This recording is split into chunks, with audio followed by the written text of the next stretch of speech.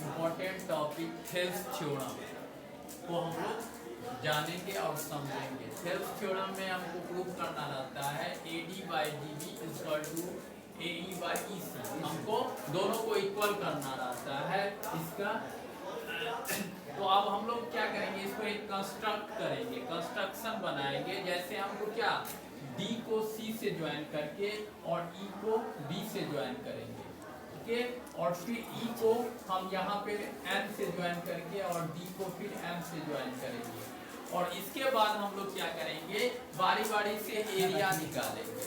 जैसे area ADE, तो area AD और E, इसका हमको लोग एरिया निकालेंगे। तो हम लोग ट्रायंगल का एरिया जानते हैं 1/2 बेस गुने हाइट होता है, ठीक है।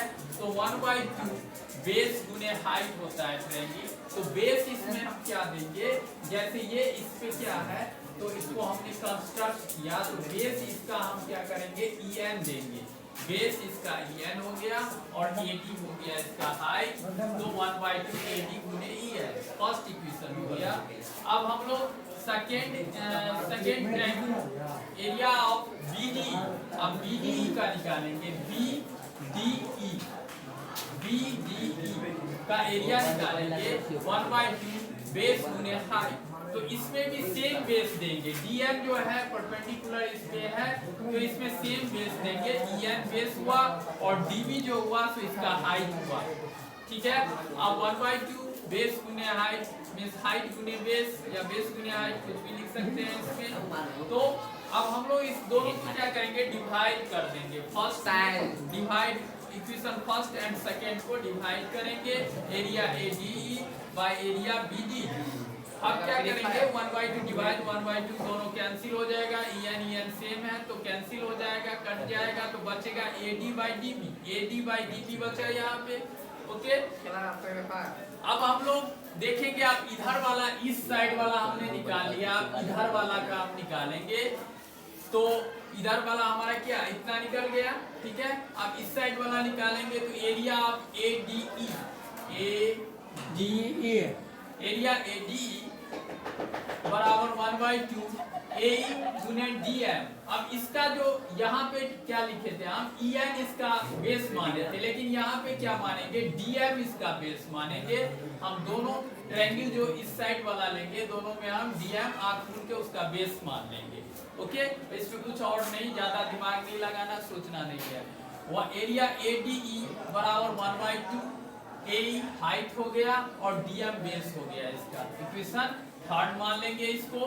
फिर एरिया हम किसका निकालेंगे, DEC का एरिया निकालेंगे। DEC तो DE और C, DEC का एरिया निकालेंगे 1/2 EC इसका हाइट हो गया और DM इसका बेस हो गया। फिर और इसके बाद हम इसको फिर डिवाइड करेंगे, जैसे पीछे में डिवाइड किए थे वैसे इसको डिवाइड करेंगे।